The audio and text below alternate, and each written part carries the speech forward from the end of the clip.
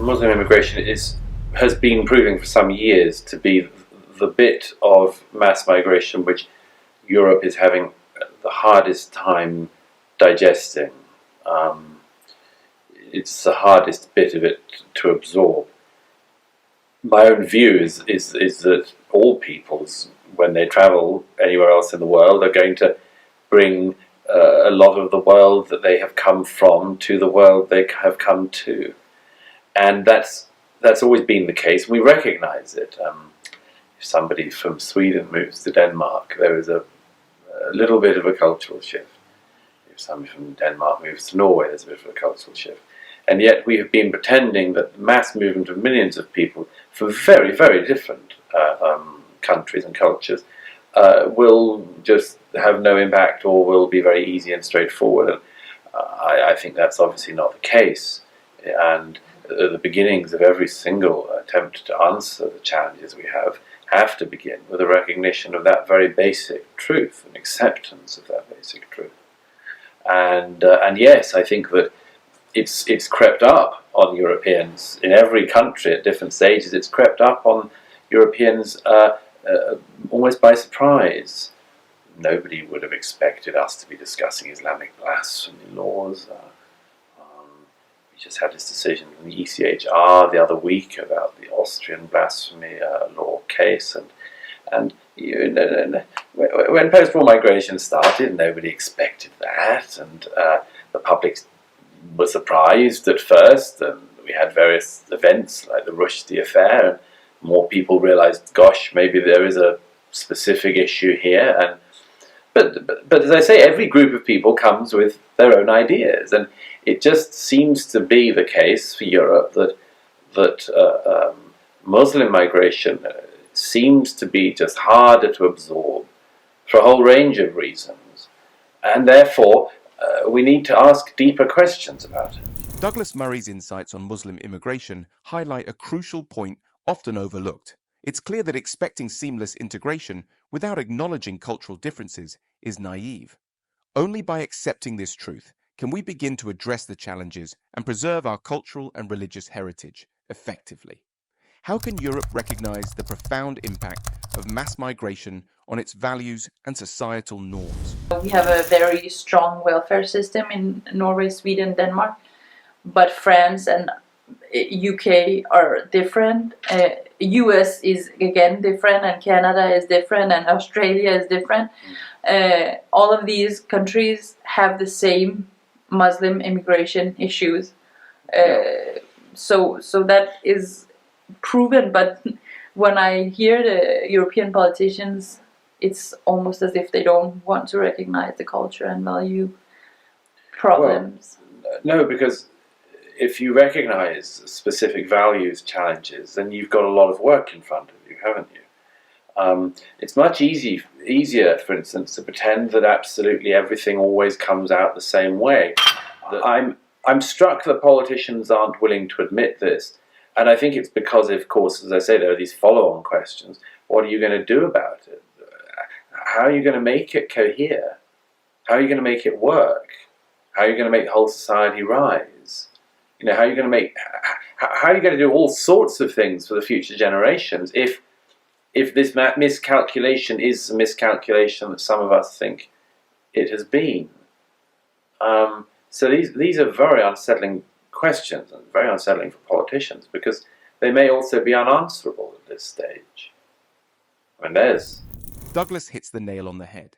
It's very clear that politicians' reluctance to acknowledge cultural and value challenges is a major issue. By ignoring these problems, they avoid the hard work of ensuring societal cohesion and safeguarding our Christian values. Addressing these challenges head-on is crucial for the future of our society. How can we preserve our cultural heritage? After 9/11, George W. Bush said that you're either with us or against us. And I thought he was crazy for saying that. I thought it was too extreme. But now today I kind of have come to the same conclusion. Either you're with us or you're against us. Yes, there's an added complexity there, though, isn't there? Which is that the us is changing. Yeah. That's one of the hearts of the problem. If you say, I mean, this is, we have to confront these problems head on, and whether they're pleasant or not. And one of the most unpleasant parts of this problem is precisely this, that the us is a shifting thing that is becoming something else. So this makes the whole process of integration exceptionally hard. It's not easy, but it's possible to integrate into a society that knows what it is and tells you what it demands of you. It's very hard to integrate into a society that doesn't know what it's doing, doesn't know what it is, doesn't like much of itself, isn't quite sure about its viability or its validity, and says, nevertheless, become like us. It's pretty hard. Yeah. And of course, you also might think, well, you seem somewhat uncertain of what you are. Why should I join this losing club? Why should I join the losers? And so, yes, this is the problem. When the us changes, it's not like telling people to join the static thing. It's asking people to join you when you're on a conveyor belt going somewhere, but you don't know where. We don't know where. I mean, the only places we can draw very, very basic lines, it seems to me. But they're so basic as to be. Douglas Murray's perspective is spot on. A society unsure of its own values can't effectively demand assimilation. We need a strong, unwavering cultural foundation to guide integration and uphold the values that bind our society. Only then can we address the challenges posed by immigration and ensure a cohesive, stable society. Does the US's identity crisis not prove integration is difficult? You can't kill people. You can't break the law most of the time, but then the laws can shift. And then there are norms that shift. And then there are institutions that don't bother much to pursue certain aspects of the law because there's another issue which is more important to them. Such is the case in the UK with the so-called grooming gangs case. It's illegal to mass rape and pimp out underage girls. So how did it happen for so long? How did so many people get away with it? Because yes, there is a law against that, but there was also an evolving custom. And as the official inquiry into the Rotherham case, among others, showed, the institutions failed because the institutions didn't want to tackle the issue because they thought that not tackling it was better than tackling it. So even the things like the laws become malleable, bendable. Douglas' comments highlight a critical issue. The erosion of moral and legal standards is troubling. When institutions prioritize political correctness over justice, it undermines societal values and allows heinous acts to go unpunished. Upholding Christian principles and enforcing laws consistently is essential to maintaining a just and moral society. How do we confront these issues head-on to protect our communities? Hard for, I think, Muslim reformers because they haven't had a theological alternative to point to. So Right. now, if they want to reform, they have to do it themselves, Yeah. and this is, of course, as Yeah. you say. Well, I mean, obviously there's a divide between former Muslims and people who are still, to some extent, practicing Muslims, and those, of course, who are devout and believing Muslims. Obviously, along that trajectory, there are things that, I mean, it's hard to admit, for instance, the certain things that the founder of Islam did if you are yourself still a devout Muslim. So what are you going to do? You're going to find ways to dance on the head of a pin. You're going to work really hard to find any and every potential loophole in any text, any translation, any word, interpretation of a word. We all know that, and I suppose that I'm more sympathetic to that than some people because I think that mass apostasy is unlikely. and as long as there are people who I think genuinely are on the right side, I'm willing to give them breathing space, and I think other people should too. And I think that the discussions should be had because they will evolve that person's thinking, both people's thinking. As Douglas rightly says, it's crucial to acknowledge the difficulties faced by devout Muslims when confronting aspects of their faith. However, we must encourage open discussions and support those striving for reform, recognizing the importance of aligning religious practices with contemporary moral standards. Does the reform within Islam not pose a challenge due to the deep-rooted theological issues? I mean, there was a rabbi in Israel some time ago who there was a specific bit of, not of the Torah, but of one of the extrapolations of the Torah, which he decided to use as a justification for some outrage. And it was a very interesting interlude because, first of all, the text he was doing had been put to bed by the religious authorities a long time ago. Yeah. But secondly, absolutely everybody came down on him like a ton of bricks. Yeah. I mean, from political figures to all other religious figures. I mean, he was just... It was the same thing as if David Koresh, at Waco, or let's say the Phelps family, the church that pickets funerals and all of that. It's like it's not hard when these people do something with one of the old texts. It's not like if you got the Archbishop of Canterbury or the Pope after some wacko church like that uses a bit of text the wrong way. It's not if the Pope or the Archbishop of Canterbury would say, interesting point, or who's to say, they have their interpretation, we have ours. That doesn't happen. No. And in either Christianity or Judaism today, not that it hasn't happened in the past, and that's also important to remember, and all of these things have themselves evolved. Douglas makes a compelling point about the misuse of religious texts. It's crucial to recognize the dangers of misinterpreting sacred texts for personal or political gain. Just as Christianity and Judaism have evolved to condemn such actions, should there not be a collective effort within all religious communities to prevent the exploitation of their teachings? But yes, Islam is in a different state, but I do believe if Muslims want to reform, that it is possible to reform. But then it needs to happen for us to see it. And yes, and there is also the other rider, which is maybe it won't go the same way. Mm-hmm. I think this is a very important thing to consider because it shows us the extraordinary chips that we're playing with here. Let's say that since we have two case studies, is Christianity and Judaism, they happen to go in a specific direction that we just discussed, but maybe the third one doesn't do that. Maybe the inbuilt mechanisms are different. Maybe the hardware in the religion is different. Yeah. And I don't know. We're going to have to see. Yeah. But the problem is that the modern Muslims, they just don't want to have anything to do with the text. They don't want to They just pull away from anything that has to do with religion and the discussion of religion. Why do you think that is?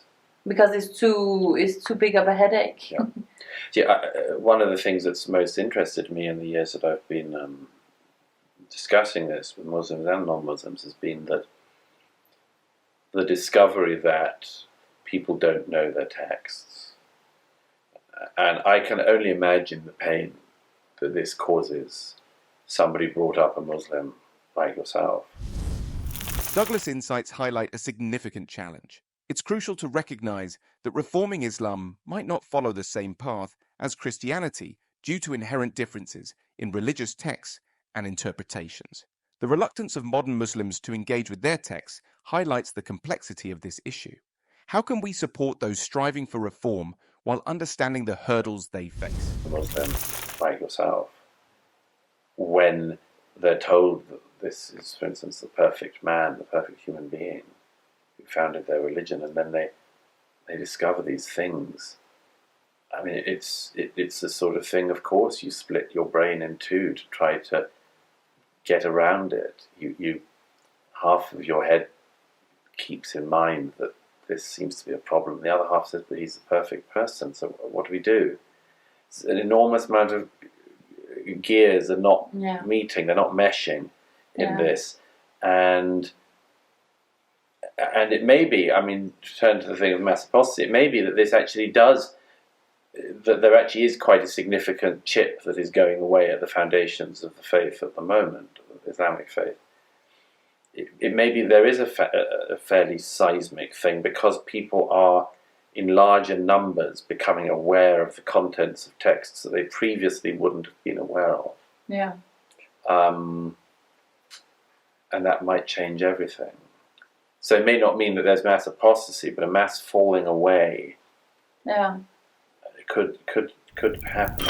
Douglas' observations are spot on. It's clear that the internal conflict Muslims face regarding their texts and the figure of Muhammad is profound. As more individuals become aware of the content of their sacred texts, it might result in a substantial falling away from traditional beliefs. Can this cognitive dissonance not lead to a significant shift within the faith?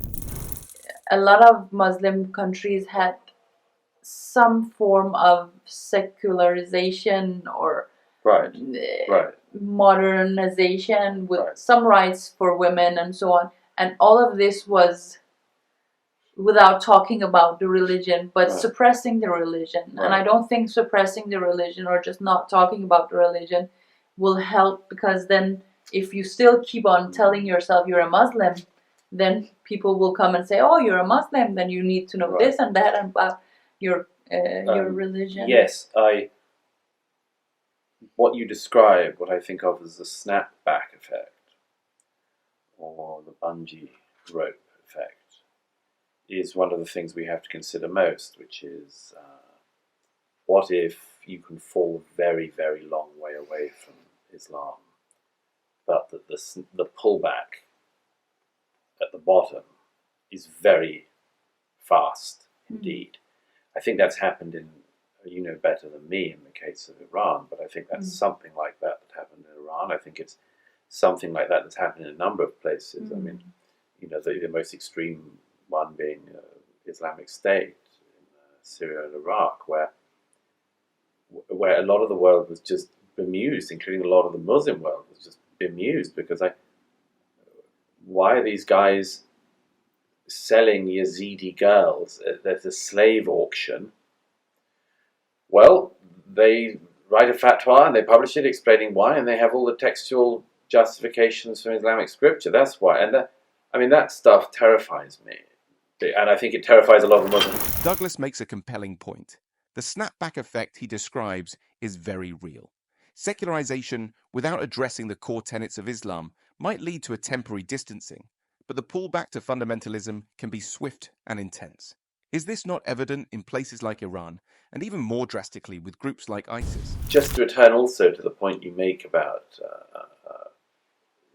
people turning away and leaving Islam and so on, I think that one of the things that has to be borne in mind is the danger of that happening in any case, whether there's nothing I can do or say about this is going to change it, but just I observe and I say, look, if that were to happen, don't be sure that there's a happy ending that way either, because people whose a significant amount of their identity is based on their religious identity, their cultural identity is basically tied up with the religion and so on. Don't be sure that if they jettison that entirely, that the rest of the story is happy. Because what do they become? And I've had this conversation with a lot of people who have left or are leaving Islam, as well as people who would not think of it, is that basically one of the things that keeps them in is, what else am I going to be? And this is a very significant challenge for Western societies, I think, now that we have very large Muslim populations, is we have to have some answer to that. It can't be, well, you become a consumer, for instance, because that isn't enough. It can't be, well, you can watch television like everybody else and go to the mall. That isn't enough. No. So I don't say I have the answer, but we need to be aware of this. This. Douglas's insight is crucial. The identity crisis faced by those who turn away from their faith can lead to significant turmoil. There needs to be a more meaningful alternative that addresses the spiritual and cultural void left behind.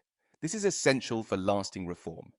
How can Western societies recognize that simply offering a consumer lifestyle or superficial distractions isn't enough? And what has surprised me the most is a lot of Muslims think that if they're not Muslims anymore, they'll become whores or do pornography all the time or something like that, because as if they don't have... That's a very common thing. It's all the way down the slide. If you don't have Islam, then it's going to go south for you. You don't have any morals and so on. And it's surprising because they live in these societies. They can see that it's not true, but still the propaganda from the religion is stronger than their own reality. Every day they can see people who are not Muslims. They're not all whores. No, not all. No, I mean it's true. I just bear in mind also there's that very salutary story in Ayaan Hirsi Ali's first memoir, Infidel. You remember she tells the story of her sister who also came to Holland and couldn't cope with the life, really, and literally turned her face to the wall. I mean, just couldn't cope with the liberalness, apart from anything else, the freedom. Again, you know better than me, but I think there might be quite a lot of people in that position. True. Douglas's observation is spot on. The fear among Muslims that abandoning their faith leads to moral decay is understandable but misplaced. It's crucial to offer a moral and spiritual framework that provides stability, rather than just liberal freedoms, to prevent such crises. Does the story from Ayaan Ali's memoir not highlight the struggle many face when exposed to Western freedoms? And the last question, I don't know whether we don't have that much time either. The last question is a very open question. How optimistic are you about the survival of the Western civilization? How long have we got? Look, optimism and pessimism are not terms I'm very fond of because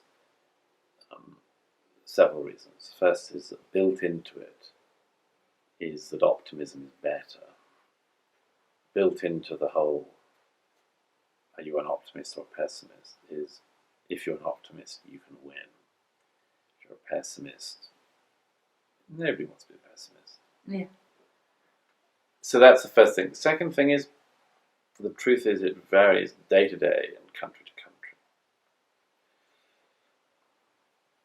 We have an enormous amount in the West, unbelievable legacy, an unbelievable heritage, an unbelievable culture, of which our freedoms are a part, but not the entirety. Douglas's nuanced view on optimism and pessimism is insightful.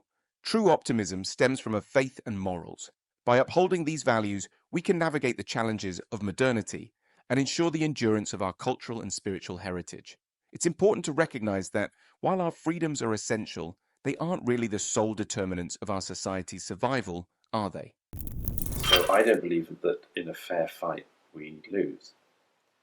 But I often wonder whether the fight's that fair when, for instance, we have the self-hobbling of people determined to denigrate what they come from and what they enjoy. And only to just endlessly coo about anything that isn't from the West. And so, I mean, that's a self-imposed unfair fight. That doesn't involve any extremists or anything. That's just what we do to ourselves. I'm struck very much at the moment by the extent to which there seems to be an enervation of smart people who should know better. I'm very struck by how few adults there are left in the room. It's very, very worrying. That too much, I think, on a range of issues is being carried by too few people, and it's not sustainable. And most of the adults have left the room. There is an absolutely dead certainty these days that if you find somebody in authority in an important institution, they will not be able to sustain the validity of the institution on its own terms. They will have imbibed or be in the process of imbibing a whole set of self-negating propositions given to them by people who loathe them. And almost without fail these days this is the case. And that makes me very, very worried. Not pessimistic, very worried. Douglas's point about the self-hobbling tendencies in the West resonates deeply. It's crucial to recognize that abandoning our foundational values and denigrating our heritage weakens our societal fabric. Only by doing so can we sustain the integrity of our institutions against internal and external threats. How do we uphold and defend the principles that have historically guided us? I'm very pleased that people are finding stuff out for themselves that the mainstream media won't tell them. But I think it's very dangerous if we end up in a situation where a phrase I'm always quoting from Irish writer Kevin Myers, I think it's very worrying if we get to the stage where truth is whatever you're having yourself. Yeah. I mean, I think it's not possible to cohere a society without some kind of agreed upon stories of what happened yesterday. I mean, an agreed version of what happened yesterday. And we're coming away from that. Yeah. So I agree. I mean, I think one of the biggest points for optimism is exactly to say is people and the technology that people are now able to harness to break through. But that itself, as I say, is not an unalloyed good. I can see many ways down the road in which that has a problem. Douglas's concerns about the agreed-upon truths are spot on. The foundation of our society relies on our understanding of history and truth. When truth becomes subjective, it undermines our morals. This is essential for maintaining a strong and unified community. How can we strive to uphold objective truths and shared narratives to preserve the integrity and stability of our society?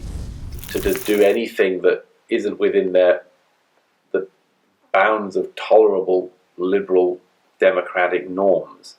But I'm telling people, be careful. Be very careful with this thing you're driving, because it's the only thing we have. It's basically the best chance that the world has and that people who care about freedom have. So don't drive it off the cliff because you're bored or weren't paying attention or couldn't be asked. Don't do it for those reasons. Don't do it for any reasons. Douglas's call for caution and wisdom is crucial. It's vital to recognize that our society is complex and fragile. We must navigate it with vigilance and foresight, always upholding our moral values. Reckless decisions can lead us astray, so we must remain firm in our principles. How do we ensure that we protect the freedoms and integrity that define our civilization? Douglas made some compelling statements in this conversation, but what are your thoughts on what Douglas said in this interview? Remember to like, share, and subscribe for more thought-provoking content.